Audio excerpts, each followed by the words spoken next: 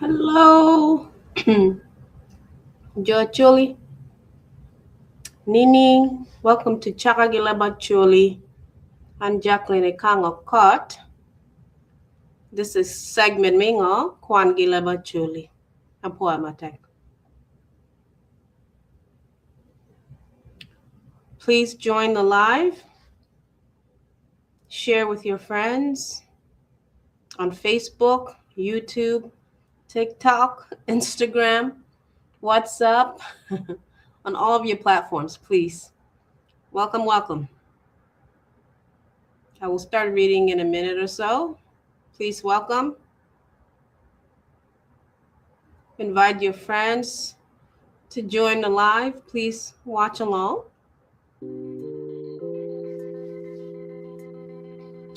Welcome to Chaka Leb Acholi.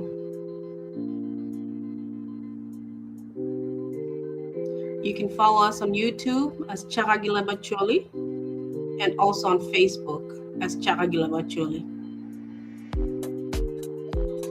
I am on TikTok as Chaka Kang South Sudan. I'm on Facebook, my own Facebook, as Chaka Kang South Sudan. Upon my tech. Today I will be reading about Obbo Lacam, the Obbo territories to the left. Remember, Aburi separated Obbo into two because it's too large and it's overpopulated. There's too many issues for him to handle by himself. So he assigned his brother Onyala to be his deputy, be in charge of governing Obbo Lacam or Obbo territories to the left. And he would be in charge of Obbo territories to the right, Obbo Lacam.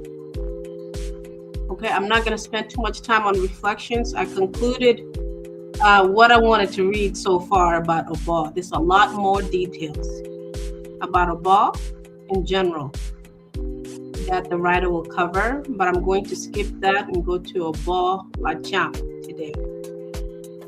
I want to read briefly about Obbo Lacam today, and sometime this week I will start reading about Pajok, where I'm from, where my father's from. Okay. At some point in the future, I will come back and read the full chapter on Obbo. Right now, I want to read a little bit about Obbo Lacam, briefly, before I jump to Pajok in the next couple of days, okay? Apo Amatek. If you want to catch up to this point, please go watch previous videos. Apo Amatek. As you all know, the chiefdom of Jeroboam ended with Nga Benjamin Obbo after the CPA in 2005. Benjamin Obbo was from Lowudo. Remember now, this was during the civil war in Sudan, Anyanya 2, when everybody had left Sudan and they needed to appoint someone, so they appointed somebody from Lowudo named Benjamin Obbo. People had been displaced. Some ran to refugee camps in nearby countries or regional countries. And very few that were left, they were not from the families of the chiefs, from the lineage of chiefs, meaning the Abong people. When Joseph Otira was appointed in 1990, the last born son of Aburi was still alive. His name is Fred Owori. Many Obbo people wanted him to be appointed at that time. However, the British decided to appoint Joseph Otira from Logolo. Okay. Drop your comments if I'm pronouncing that correctly, or if I need to pronounce it correctly. Please share the best pronunciation for that gang me the Obbo called Logolo. Okay. All right. So after Ghana, Benjamin was appointed in 2005. The chiefdom ends there. The chiefdom of Obbo ends there. The Abong people were told, if you guys ever want to resume the chiefdom of Obbo, you guys would just have to show up in Southern Sudan or in Obbo and say you want to take back your chiefdom. Because the true chiefdom of Obbo can only come from one family and one subclan, which is Abong and Obbo. And it has to be from the families of Aburi, Abarai, Kasiba, and so forth. Okay? So then the next section within this chapter is how he goes into detail as to how the Abong people separated themselves, how they split up. He goes way back to the beginning again and start going into detail about what happened to Abong and bringing us back to speed to where I just ended reading. I don't want to go back into detail. I know most of the detail. However, I do see some interesting facts here that I didn't cover. We will visit that later on. I want to go to Obbo Lacam today. Okay. I'm just going to give you some brief highlights of topics we're missing while I go to read Obbo Lacam. Okay. So the sections he's going to cover on the side of Obbo Lacam that I'm skipping over for now are how Obong Opore, okay, and then he goes into how Abarayota all over again, more details. Okay, we already know how he died, but he goes back and re-explains other key points that he may have missed. And then he goes into who killed Onyala. Now, in the beginning, in the parts that I've been reading, I did not read anything that said Onyala was killed. So right now he introduces the topic of Onyala's death, posing the question, who killed Onyala, not Olanya, who killed Onyala? Excuse me. I don't mean to be laughing this hard. Okay, who killed Onyala? Onyala is the brother of Aburi. Remember, he's a deputy that Aburi assigned to Obbo Lacam while he was in charge of Obbo Lacam. Okay, so now he's introducing the topic, explaining how Onyala died and who killed him. Okay. Now, please drop your comments under this video. If you want me to stay on the side of Obbo Lacam and read the full thing before jumping ahead, please drop your comments under this video, and I'll make sure to go back and finish reading about Obbo Lacam and Obbo Lacam before going to Bajok. It seems like I'm going to be skipping a lot of important facts for now. I'm going to go back later, okay? This is a very big book, okay? And then he also covers, again, what he asserts here as Aburi Olamo Onyala. This is the claim that Aburi Olamo Onyala, that means Aburi, Chief Aburi, cursed Onyala. Why? We don't know. Should I read it? Should I come back later? Can I skip for now? Drop your comments, okay, guys? So here, one of the sections is Aburi Olamo Onyala. I'm skipping over this right now. And then the next section after that is Ogeno Bene Olamo Onyala. Ogeno Olamo Onyala. Okay. Wow. A lot of people Lamo Onyala. Why? We don't get to find out right now. I'll come back later and read it, and we can find out why. Onyala, Olamo Onyala. Why did they curse Onyala? What did he do? Okay. And then the next section, Ochoningoni, Onyala Onero Adur Latina Nyaha Mikoyo Iporo Layara. So is that why Olama en Obinero Latina Nyaha Moyo Iporo Layara? Is that why Olama en? So I'm not going to read again, okay? We'll come back to this topic later. Drop your comments, please. Share with your friends. Please drop a comment if you want me to stay on this chapter and read everything in order instead of skipping up ahead to Obbo Lacam. Thank you. And then the next section after that is Tuo Gituo Anino Onerodano. Tuol Gituo Anino Onerodano. So this next section is how snake and sleeping sickness, I'm assuming it's anemia. You guys drop your comments. Sleeping sickness is anemia? Is that what they're gonna refer to as anemia? Tuo anino or nerodano. So it looks like a lot of people in the 1920s, they were dying, being bitten by snakes, and they had like this sleeping disease. I'm trying to figure out what that is. Is it anemia in Acholi? Or English? Tuanino? Okay, drop your comments, please. And then he goes into Gitim Abong. Again, so he goes back to explain the Abong territory, where these people come from and where they settled. Okay, he goes into detail about Kitara. Again, remember, I already read about all of this, but he wants to go back and reiterate and re-explain everything again. So I'm skipping over it for right now. Okay. And then he goes into what? God Gitim Pa Kitara. Again, I already read that earlier. Please go watch previous sections. I read quite a bit.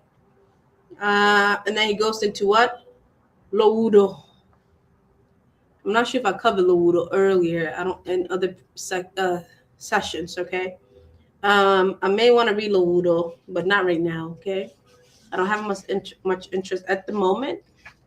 I'll come back and read the other Gangi or the other subclans of Obbo Lacam. Okay. And then he goes into Team Gigot Mi Lowudo, more details about Lowudo. And then he goes into describing Agulu Kot Lowudo. What does that mean? If you know, it can't mean Lowudo, but drop your comments if you're from Lowudo. Me Obbo, from Obbo, Lowudo. And then he goes into Oyere. Why did I think Oyere was in, I thought Oyere was in Pajok. Why did I think that? I'm in a group called Pajok Gantua, and there's some people in there from Oyere. Did Oyere get separated from Obbo? Drop your comments. I guess I'm going to find out later.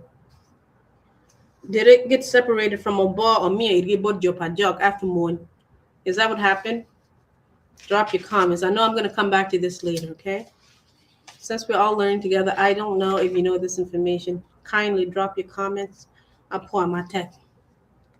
Okay? I hope you guys can see me okay, and I hope my video is not delayed. It's been delayed the past couple of times. And I hope this angle is okay. I might have to switch back to the other angle. Let me know if this angle's better than the other angle. Drop your comments. I'll pour. And then he goes into Team Gigot by Oyere. He's still going into details about Oyere. And then he goes into details about Pokong. Okay. I do remember that when Pajok does help Obbo fight some of their battles against the other tribes,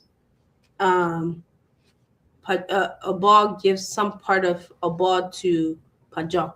Maybe that's why some of these subclans in Obbo seems like they are the subclans in Pajok now that I've heard of. Okay.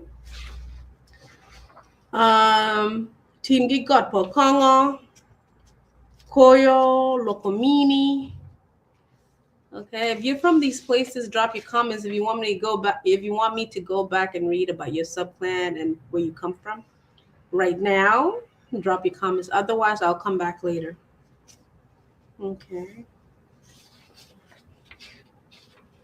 And then he goes into Koyo, Uganda. Okay.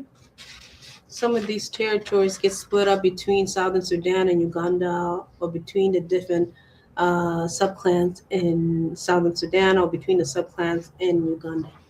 Okay, so you'll find Koyo in Uganda, Koyo in Southern Sudan, and it seems like there's Koyo subclan in I may be wrong. In Obbo, and then like Oyer is in Pajok. Am I wrong? Okay, and then he goes into detail about Koyomi, Sudan.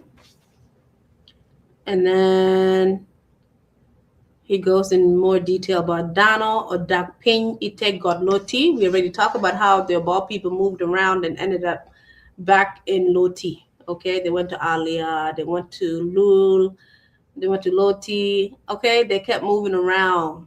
Okay, so he goes into detail how they came back to Godloti. And remember, I read all of this earlier.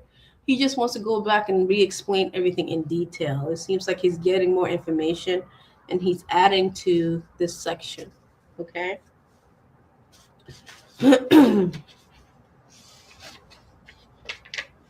Then he goes into Team Gig God Koyo.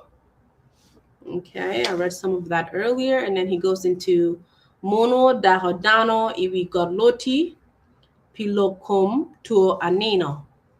Okay, the Gidai Godloti because this sleeping disease was, I guess, rampant. Was it an epidemic or a pandemic? Okay, in the 1800s? No, in the 1800s, basically. So people kept moving around. Late 1800s, early 1900s, they were moving around. Okay, and then he goes into Tingili. He goes into detail about Tingili. Okay, and then he goes into detail about God Gitimpa Tingili. Okay, he goes into detail about Ngabara. And then he goes into detail about Team Gigot Ngapara. And then he goes into detail about Iyire. Okay. He goes into more detail about why Danogi Pokumye. Okay. And then he goes into detail about Team Gigot Iyire again. Okay. And then he ends it there. Then he goes into the next chapter that explains Obbo Lacam, Obbo Mamala.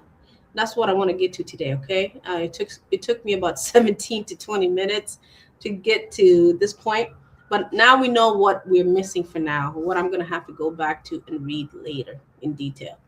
But mind you, I already covered most of it already, okay? In the past 35 sessions or so, past 30 sessions or so, okay? You can go back and watch those videos. Now, I did on you do me a pa, Obbo Lacam, or Obbo Mamalo. Okay, I pull out my text. If you're from Obbo Lacam, please drop your comments, join us an audience member, share this video with friends and family on your Facebook, YouTube, Instagram, TikTok, Facebook, whatever, any social media platform. We're here to learn. I'm learning about all of this. I'm learning about Obbo Lacam today. This is the first time I will be reading about Obbo Lacam or even learning about Obbo Lacam. I know nothing about this. Please drop your comments if you have any information or if you want to clarify anything that I'm reading today. Okay, so I'm just going to spend about 10 to 12 minutes reading about Obbo Lacam. I'm going to try to read as fast as I can. If you have any clarification about any of this, please drop your comments. I just want to give you a brief highlight of the different dogola or the different topics, headlines that he will cover in this book. Okay, he will cover Pajombo Bura. Okay, he will cover Team Gigot Pajombo. He will cover Logolo. Remember, Joseph Otira came from Logolo, so he's from Obbo Lacam. Okay. He will go into Team Gigot Logolo. He will go into Ngani Padieri. Team Gigot Padieri. Okay. He will go into Opokomere. Kadong Team Gigot Opokomere. Okay. He will go into Lokide. Team Gigot me Lokide.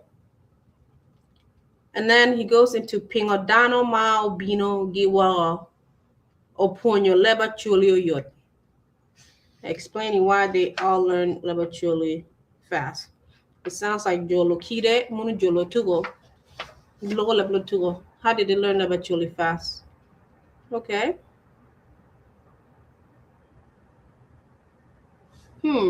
So Obbo Lacam, chapter 10, is very brief. It's about 10 to 12 pages. About 10 pages, 10 to 11 pages maybe. Okay. He talks about these places, and then he goes to chapter 11 where he's going into discussing Agulu Kot Mio Ba, which I will skip, I think, for now. So I can go read about Ngani Pajok. Let me see how much time he spends on here. Then he goes to Timbi God Bura. Oh, he's going to talk about Bura?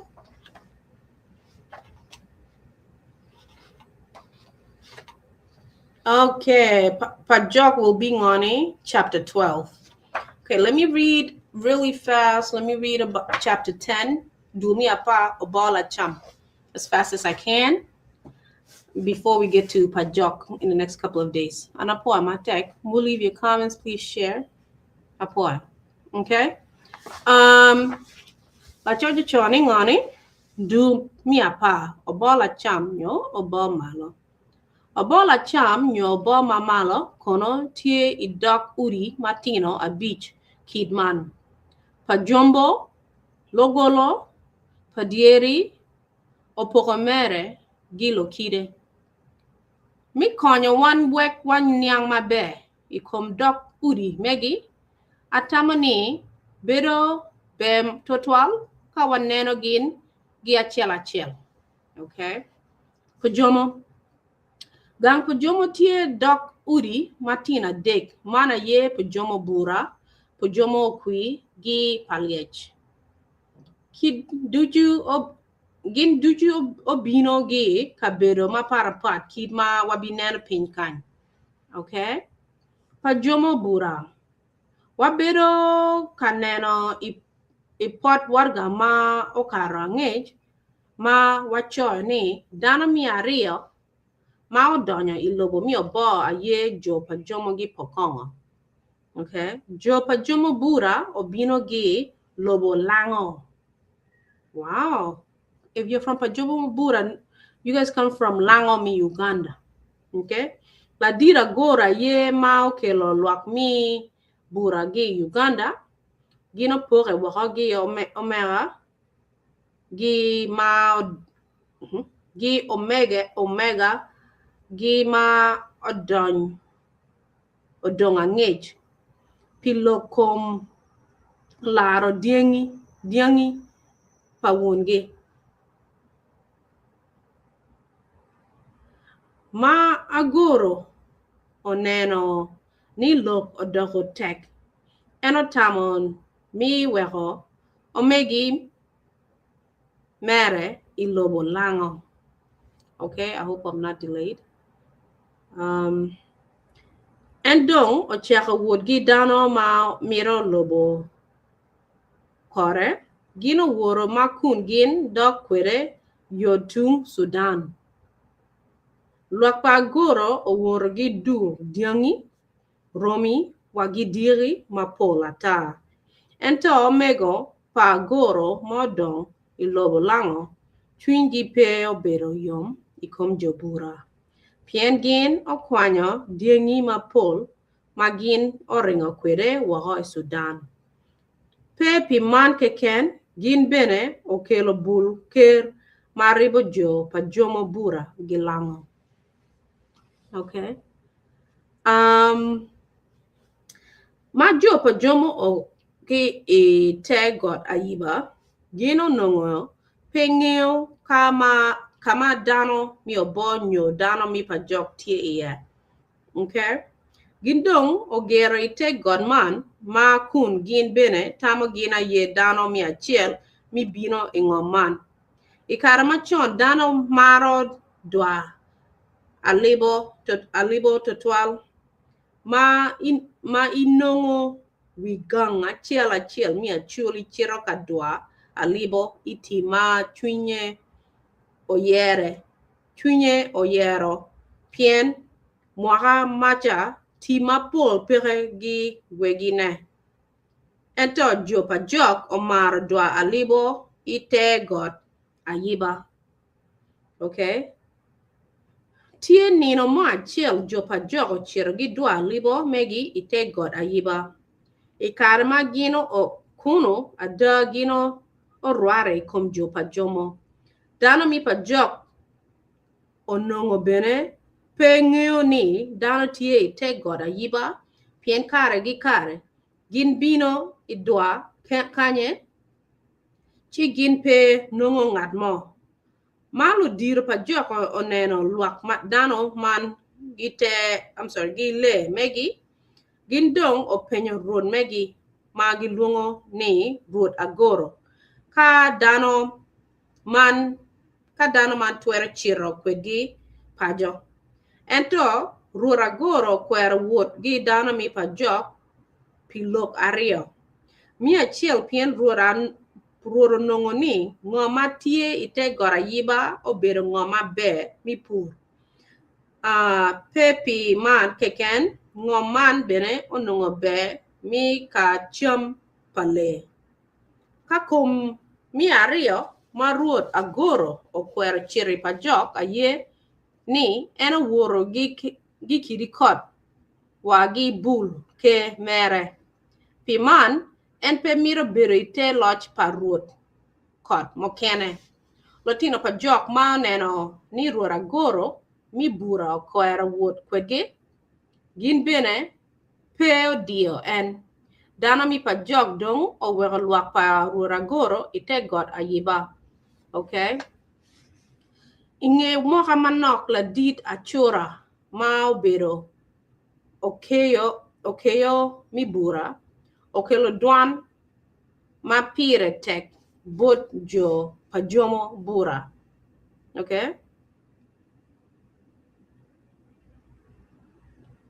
majomo bura i Sudan makun eno wacho kwede ni lotino lango magin bene omiro mi bura mi modong chen mira bino kadugo dano kachiel gi diangi waka pajo i Uganda jo bura obedo ka kuru lotino lango ma otero chok dwe ario kulu ento gi gumarach lotino lango pe obino pieno nongo podi gin tie ka yungo tam megi kid mi wot kala chien dano mi bura otamani ka kid man la dira chura pe wajo loga da eno miero bet la goba oops excuse me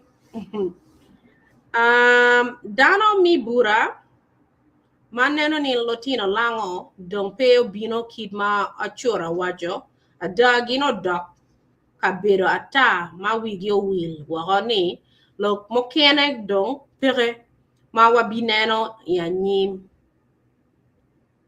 jo bura omaro buru gicheng ite bunga matie loka atebi chi tie nino mo achiel gi abura macho tie kai yueyo ite bunga man gino bedo ka neno le mapara pa tie ka ringo yo tung bodgi ma piny bedo ni pia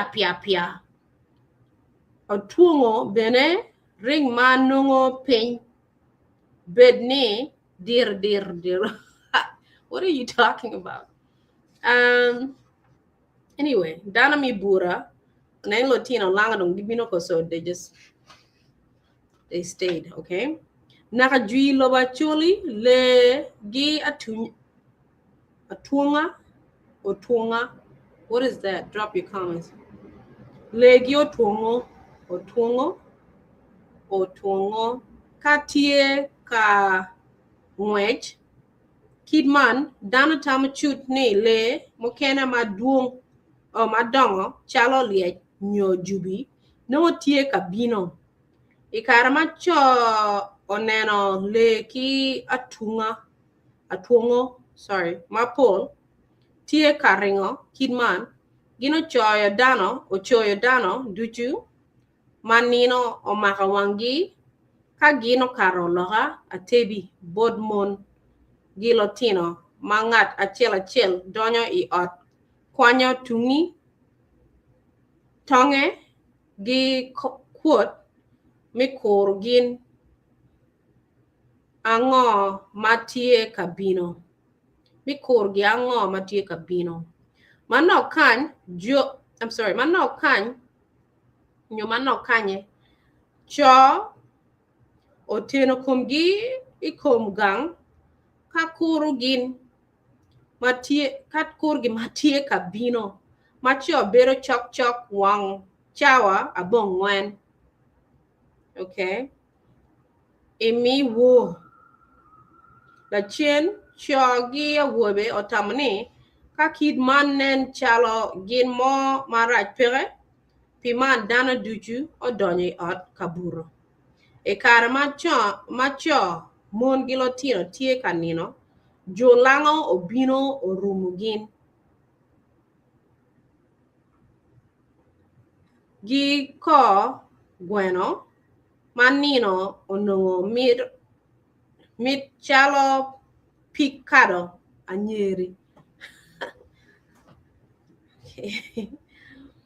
okay so the Acholi people blah blah blah gimarnino gidi cheng giti akorle gerenga ot chiranino digo chon mapud ginino nino mit jolango bino rumugin remember jolango ne mun jobura magi bino gi Uganda okay ki odiro chon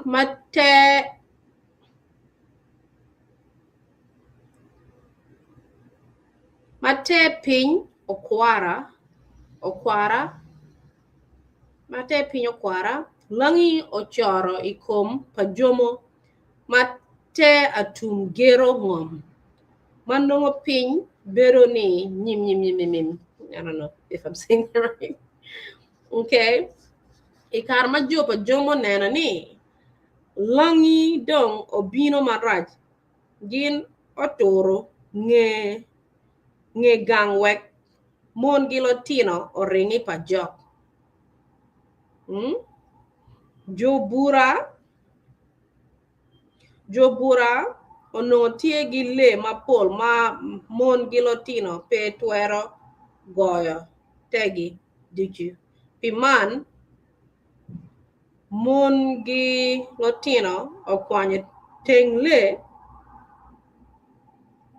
kagin oweko le mokene okay idwal langi donyi idi gang macho gero ilweny pinino adek kolo ingen nina adek jo langi obuoyo kero pajomo cho pajomo ma neno ni kero megi odoko nok gin oloko ngegi gin oringo bene ipajok okay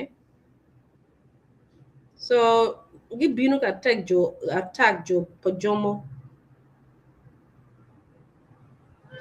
okay kiringa hoy pajok pajomo luak mi lango dong odonyi gang gin ogoro diangi duchu mo weko angech ka gin dong ogoyo te diangi megi miduo gin ilobo lango or Uganda okay dano ma inino ma okaro angech gin obino gi achora ada dano man odok chen I Uganda ento achora pe odok pien onongo ni ringo tie duong I god luo kama eno to yela chen pilok man oweko bo opor kwere ki lok ni ombo nyo kani wala chani onego wuot achora I got pa jombo. So eno kwere daka kang onego eni pa jombo. Chi dano mo kena wacho ni la dira chora to ilweny man ma obero ikin pa jombo gi langi. So when did he really die? Jo pa jok ayu ma oneno ni oneno mon gi lotina kachiel gi diengi pa jombo tie ka donyo bodgi pa jo gino odongo duru maluak duju ogore kanyamo lo kit ma mi chiro kalar luak mi pa jomo ite got ayiba. Okay, ada jo pa joka yu inge nyamo lo gin ongolo wi langi ikare ma gin dong gin tie kadok Uganda. Okay, dana mia yu olwanya matek ikom langi mi cho no ma cho gi ya wobe langi kwa cho gi ya wobe pa jok ma polo to.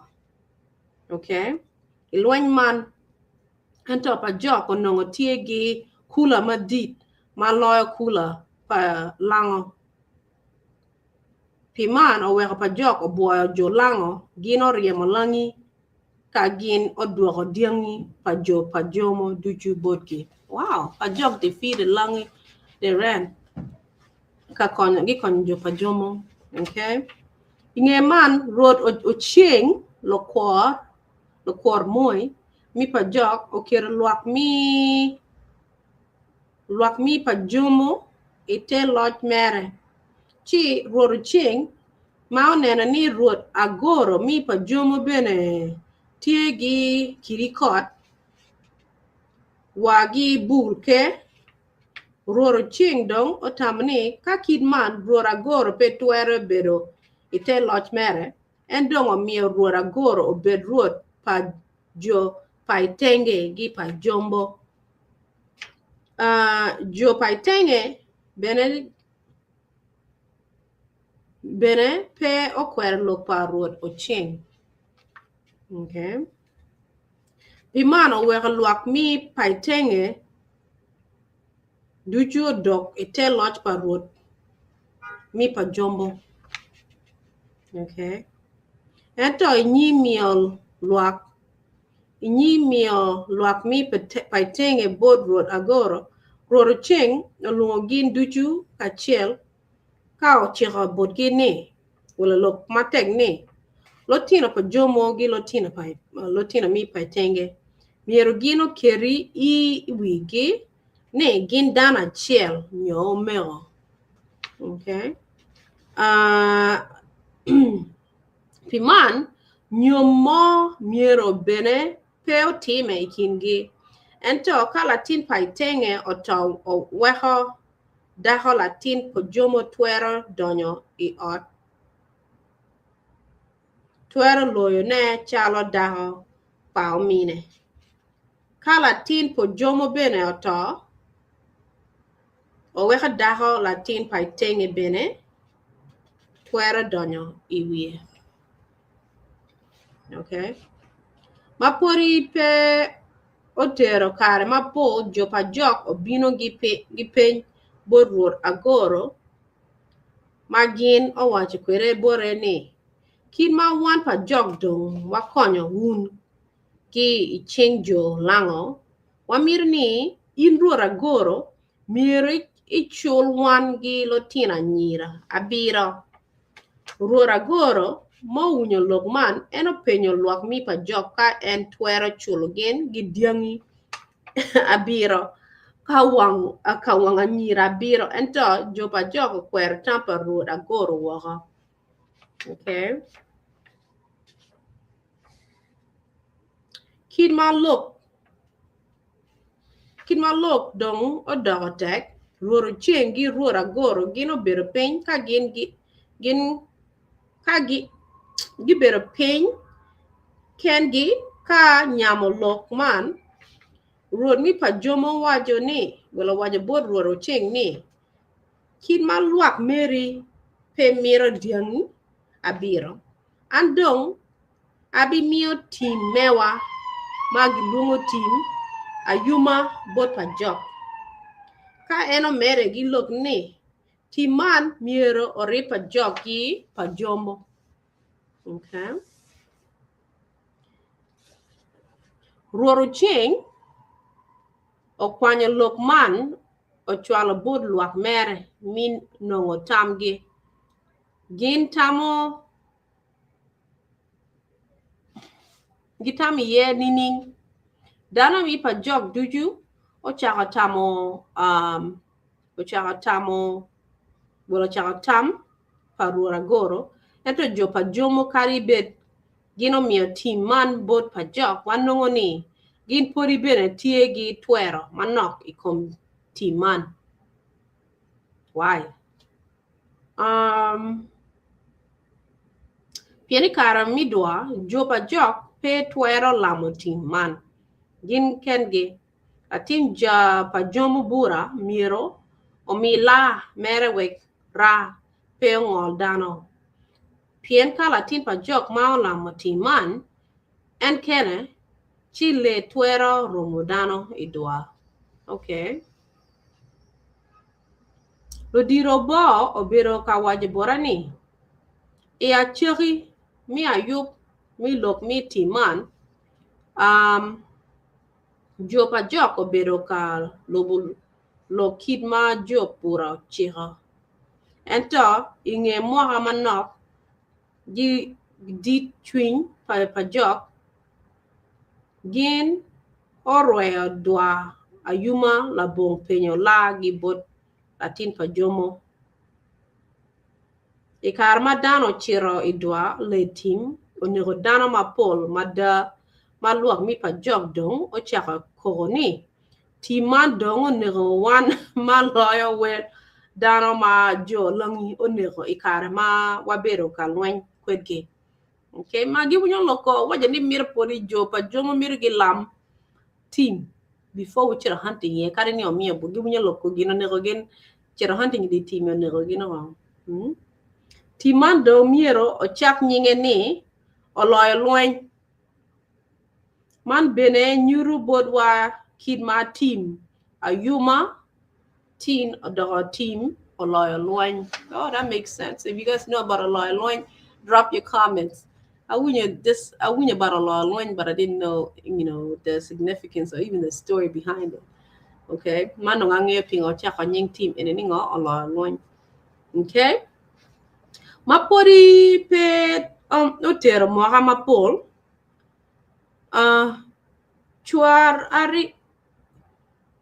chwar airo mi paitenge. I don't know if I'm saying this name correctly. Who drop comments? Chwar airo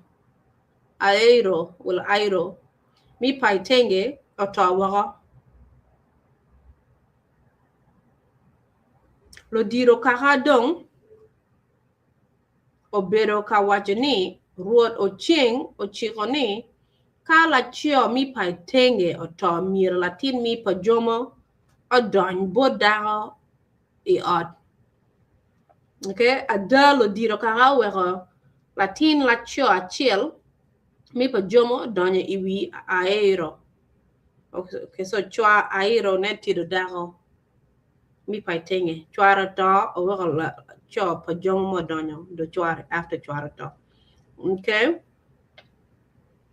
kai nge due manok aero o yach lotino paitenge kare magin unyo lok mi yach pa aero wigi o wilwago ikin check ma road o cheng lo kwar moy o chira piman lok mi yajo pa aero o kelo kugu madit atira ikin jo pa jomo gi paitenge madano mapol gi lobo acholi obero kawajane jo paitenge onongo o yelo paruoro cheng gi morkot matien koke ni gino nongo pe ochwa tampa ruoro cheng la kor moy kiti adog dogo chien git kwera ni bon gin bogi ye ni la chomi pajomo twara donyo widaka mi paitenge ka chwara ta na gi dok lok tu na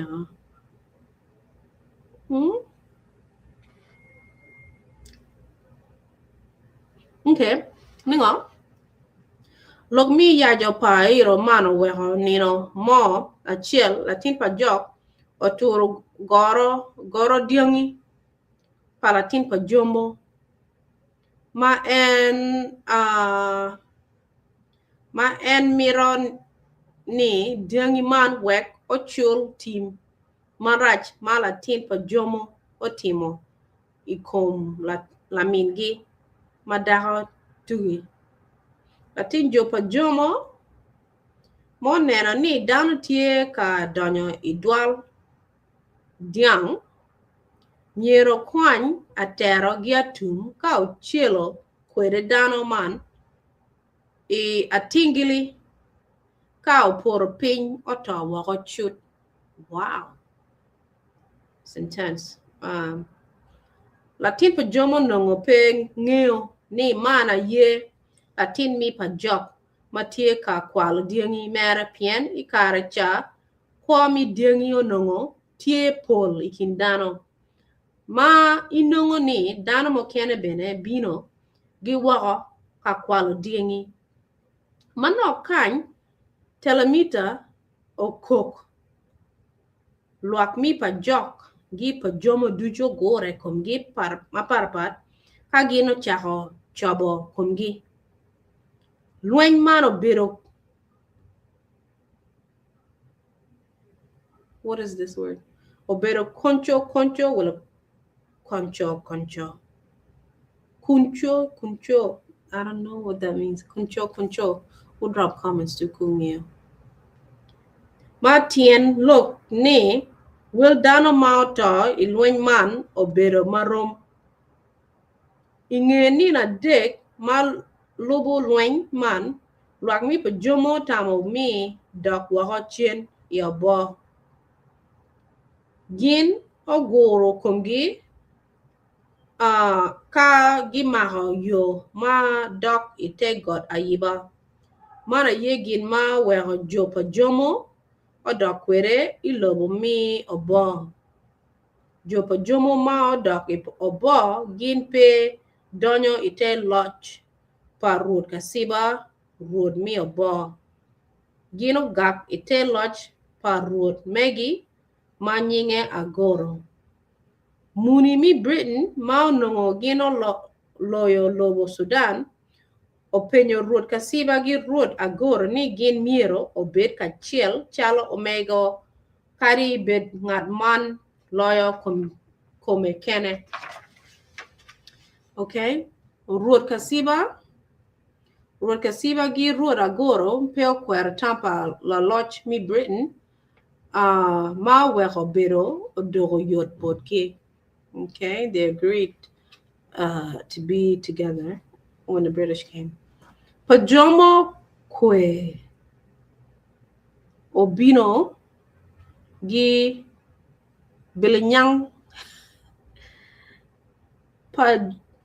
pajombo okwe obino gi bilinyang nyobar okay kech oriemo gin ikin mwaka apar bichiel gi piera bongwan we beach lo diro pajomo chalo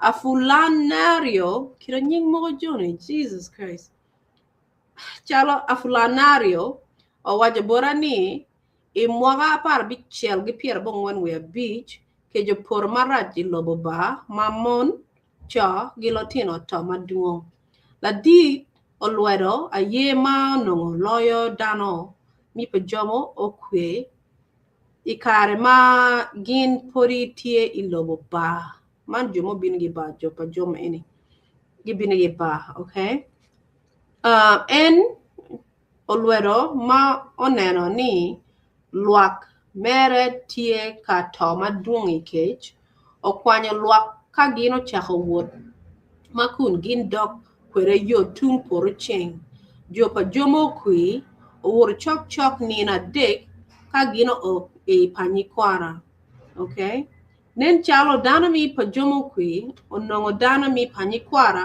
tie iwi got does he mean ire chokan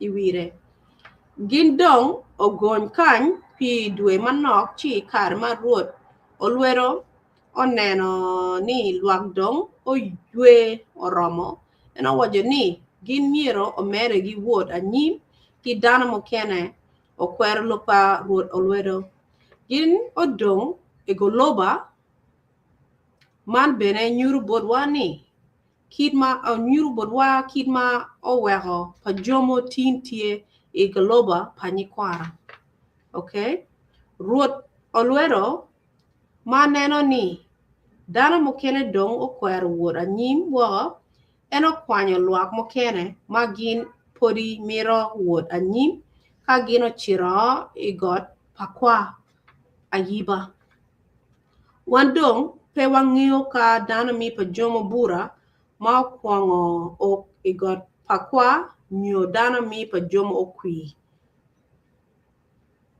aye ma kwango ok e got pakwa pien dana mokene wacho ni bura aye ma kwango ok e kom got pakwa ka dana mokene bene wacho ni jopa jomo okwi aye ma kwango ok e got pakwa okay Pajomo paliech gin bene obino gi balinyang nyoy oriba okay gino woro kachiel gi dano mi pajomo kwi dognen chal teng dano mi paliech mokene bene dong igoloba ento dano ma dong igoloba gin olungo kom gini pajombo gino lungo kom gi gi nying achiel ni pajombo pien pi miro pogo kom gi paliej nyo okwi wan bene pe wangeo ka pajomo kwi gi pajomo paliej matin wak logo pi gine ono tie dok ora chiel nyo gino ok o a gi dok ot maparapat ki e bilinyak nyo gi ba okay lo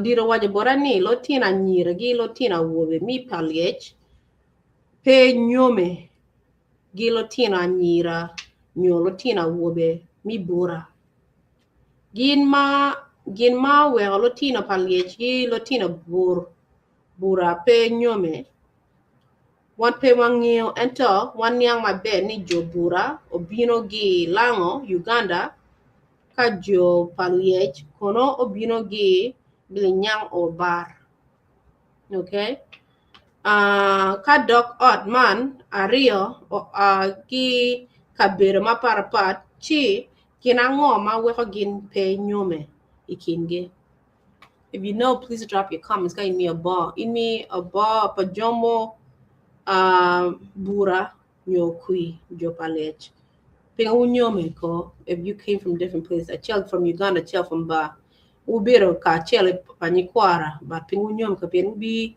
nywal utimogina unyom between the two of you before ukwere don't po unyome wala ngo pinga ukwere nyome ko ubino from different places ubino from different tribes okay team god pajomo la chojo choni ngone team gi god pajomo jo pajomo tie gi team angwen mana ye team ongol kor ma wange oromo gi team okony kor ka team logolo la team mi pajomo kuya ye ma lamo timan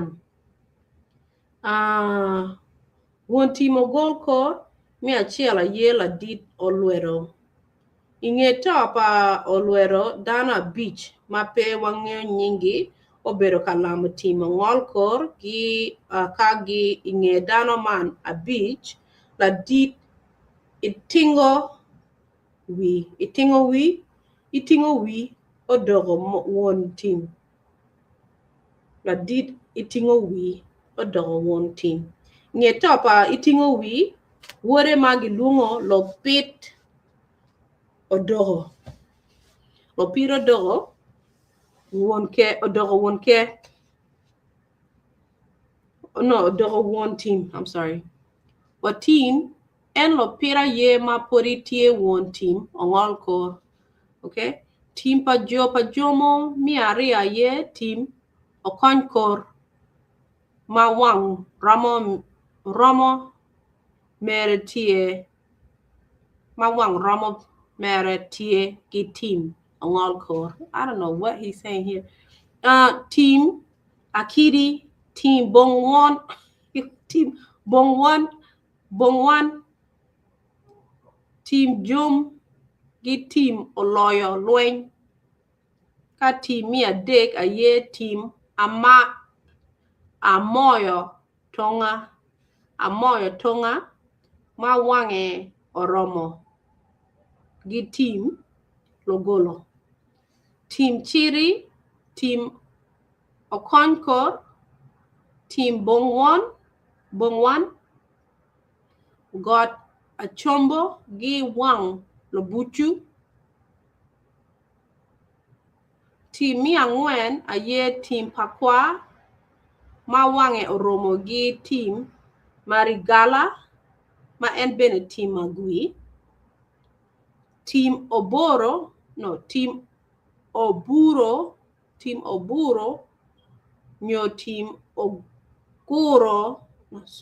team ogura pa agoro la twitch this is a mouthful it's too much yalla team gili team gili team got achila gi got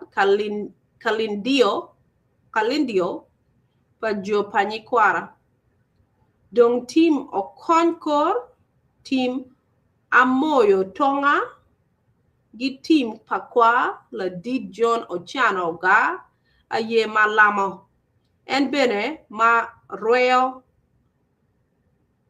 ento pe wangeo dano ma ochaho royal team Maggie adek dano mi pa jomo tiegi got achiel Maggie luongo got pakwa nyo ayiba got pakwa now we're done you logola dong 3 minutes got to it it's a lot actually let me read logolo team logolo and then I'm gonna end for today. Looks like I need another day to finish Obbo Lacam. Okay, I'm gonna read logolo and team logolo and then I'm gonna end. You drop your comments, guys. Please share. I pour my deck. Logolo gang mi logolo tie dok uri matino ario mana ye pawino gi pakuka dok uri man duchu obino gi dok on mi kor matie ilokoro jolokoro gino bino ite nying achiel magi luongo logolo kala chien gino pore dok uri ario matin wa luongo pawino gi pakuka ikarma gino o lobobo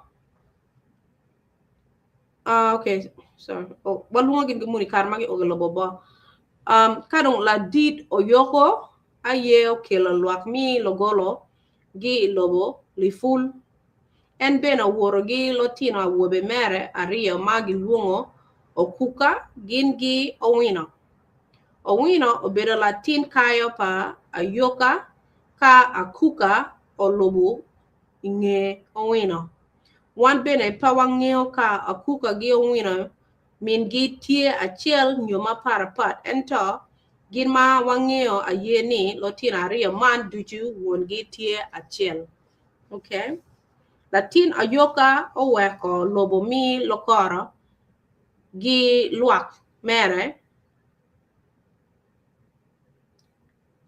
okay ayuka agi lokoro oboro jotugo bino glotini pere kadon genengo o weko lobo mi lokoro gi luak mere pi lokom da ma bere kin gin gi omego ma odong chen I lokoro lo dira choli o waje borani lok mi da man nen chal o chaka kom laro lonyo pa wego pien won ayoka onongo tie dano ma olony en tie gi diengi wa romi ma duong Lotino logolo kari bed gin onongo kabedo manyeni obo pori wanongo ni wigi pe owil ikom tim anywa madana mi kor obedo katimo ikomgi Pilogman o weko jo logolo o chobo dana mi kor imoha apar bongwen ga par bichel okay ikar ma gin tie ka chiro ipajok kaneno megi mokene matie kuno ento kari bed jo logolo tie gi chwer chuny ikom dana mi kor man pe tien lok ni wad dong pere ikingi gin tie wad matut mada gin ma nyuru ni dano man podi tie gi lok mi akara maturi kingi ayeni imwaka par bong wan gi pier beach wiga par bong wan gi pier bichel Lotino mikor obero ka wot io bot Celestino apire mi pakuga ka onongo lok mi wat pe tie matek ikingi do kono dano mi kor pe bino ilogolo iobo okay la dir ayoka onongo dano mi obo pori tie igoloti ka owaje bot ruot koyo ni ruot wan dano ma kabedo mewa pere otie ka yenyo ngom mi bero wamirni ka itie gi tim ma bedo nono miero imi bodwa wekwa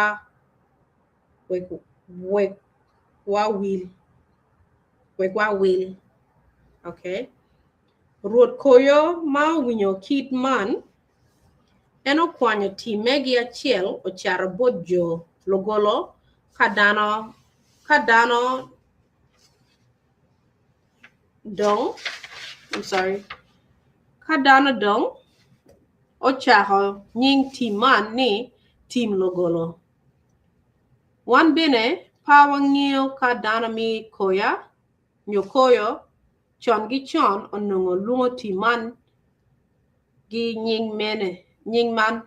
mene man luak pa ayoka dong otiro wilo tim logolo gi bodjo jakoya gin pe ogero itim man ento gin ogero ikom jokoyo got loti why mano kany dwe mi pur o ramadano matie iwi got loti duchu ochiro pa pur iporo owino bene onongo ngom mi apura en dong obedo kapur matek en opiro wi kodi maparapat ma chiom pa owino ochek maka kero ne odoko pere ento akuga obedo dano ma la nyap kum idwe ma dano tie kapur eno gire maro bedo pajo ka wuot gi idok ot pa dano idwe mi apar gi wi achiel ma dano tie ka kayo bel gi puro akuka pe okayo kari wi bel achiel man oweko kech odonyo bure I ot Lotino pa akuga ma oneno ni gina chamo bot gi pere gino maro wot igang pa omin wongi ka yenyo cham okay lotino man ka og igang owino bene pe neno gin gi wang maleng pien lotino pa omine bino ka remo lotino mere gi cham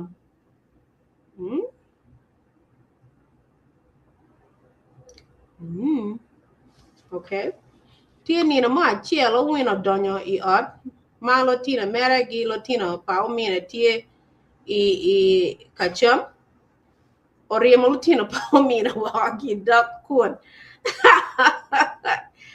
okay ma wajo bot ki duan mi gero ni wudai gang pa wonu atie gi dano mi apira chipingo umiro mere bora pego mokene umiro mere bora pego mokene wonu la nyap kom empe miro pur endong tamoni anga ma tuer pira doku lotino pa okura mo winyo kidman kina amalo gi dokun gina dok ot pa mingi chi kare malo tino mano okpajo kino wajo bod mongi lok duju ma owino bedo ka wajo bodgi okura ma owino lok olany pa owino chwe chunye no chunyo chwe owinyo lok pa omine chunyo chwe ikome ka a chut ochiro boro mine ikare ma okura ok igang pa owino ochaka penyo mine la chunguni dai pengi wani de ringare ano ini pur chomperi pe pero banga konyan ichiro ka penyo mero pingo be pur chomperi pe to ar pero lotini per ko wite aga tira chung ot per ko penyo questions about regina ki pingo re lotini per pingo be chiri pur chomperi kan mi pero lotini per so chiro kuya kama ka piera boro mine kadani pingiri em lotini par mira lotini pero cham pingiri em lotini par so chiro kuya ni ngo ochungu ni pingo iero lotini mera gidok kuon chalo apeo mero witeko go get a job ka kidman omera one dong pe watuero bero kweri ikabera chel oh shut up just go inge due chel okuga dak waho gi kom omine ochero gero chien manok gikany dong okuga onywalo lotino ka lotino mere bene onywalo likwayo ka gino chako dok ot Martin gilungo gang logolo ni pakura matien loke ni dano nyolwa pa okura oweno beno nywalo lotino ka lotino bene onywalo likwayo ka gino luongo kom gini pawino matien lok ne dano nyolwa pa owino man bene nyuru bodwa lok ango ma wego gang mi logolo opore idok udi ario it makes sense wagi chiri kuya jo pokuga gichira tugi chira pumatek mbira chomi nono choma dongo lotini pera bene montugi tie ke chiro ka chemi gala uncle because gi puru ko won gi bene pur ko gi bot reminds me of some people ay chira penyo chomu yetek chira maka per ku yaka twist ni mero champi riem lotini para mero cham ni riem ping anu ano mero ko kala fare chira no teach chira pur wagi pur lo golo pur yare pa wino gi pa ku okay yala The last section makwano ini ngani team gi got lo kulo. No, I'm sorry. Team gi got lo golo. It's just one paragraph. Kati look at okay. Choni ngani jo logolo tiegi team achiel magi lumani team logolo. Ma wange oromo gi team konkor o konkor. Team omoyo tonga. Team bong one. Team amalach gi team nyara. Dano mi logolo o wilo team man gi bojo koyo. Inge bino megi gi ilobo logolo. Latin mi dok od mi pawino aye makuru chiriba.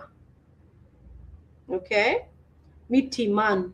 Latino cho mi pawino machion magin obero kakoro chiriba. Mi timan wanpe wangeo nyingi.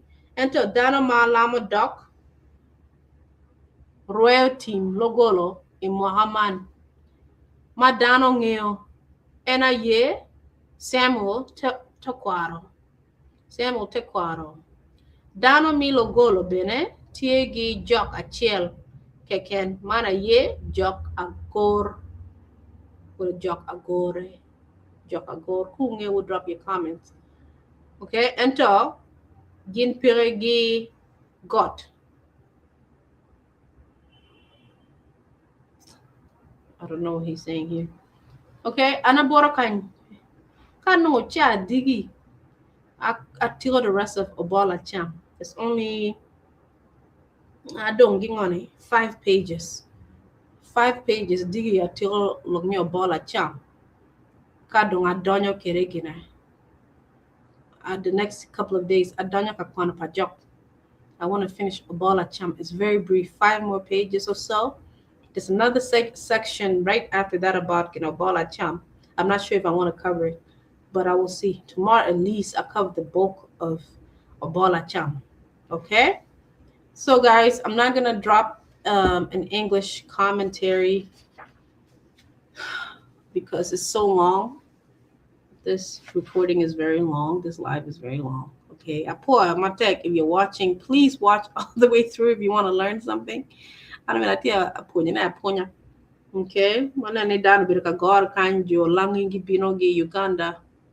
Gibino do Jobura. Yeah, like Leb Acholi. Kalagi moni gibino gi Uganda gitemo to swindle again. Kagi bino gi lonya do komge. Jo pajok mo konya gindo gi lonya against langi. Ni do odiang itugi gile tugi moni. Gidong de Acholi kuja. Yala obimi gingom gi beri gene lodge tugi. Road agoro. Gibere gigang tugi gibere jopa jomo. Yala kon wa fana ningo jomo gibino ge jo pajoma palia gini. Gibino ge bele nyang wale ba jo lokor gibino ge ngone lokoro nyo jo logolo. Gibino ge lokor o lokoro. Yeah, that's pretty much it. I will finish up tomorrow on Obbo Lacam, okay? And I'll pour my tag, okay? I know this is a very long video. Please stay tuned. Please share. Please subscribe. Man Chaka Leb Acholi, okay? Please subscribe to our YouTube channel, Chaka Leb Acholi. Please follow us on YouTube. Okay, please share, please subscribe. Please follow us on TikTok, Chaka Kang South Sudan. Please follow my personal Facebook, Chaka Kang South Sudan. The official Facebook for this channel is Chaka Leb Acholi. Segment in Kwan Leb Acholi is under Chaka Leb Acholi. Stay tuned on our tech. It's a lot of information we need to cover about Acholi, our people, our land, where we come from, our history, all the different clans in Acholi, all the different subclans. Too much. Even if you try man, we were in Sudan, Uganda, Kenya, Tanzania, your walking with all your dog get a jolly. Lamo do tin jo mama gi do tin jo mama get ngi Sudan do get ngi Uganda man no mo ti to viro gi matia bu ri get ngi no ko Uganda dan wo gi wer ma do. So there's a lot to cover, a lot to learn, honey. Stay tuned on Kwan and Jacqueline Kang of Court. Stay tuned on Paul Matek.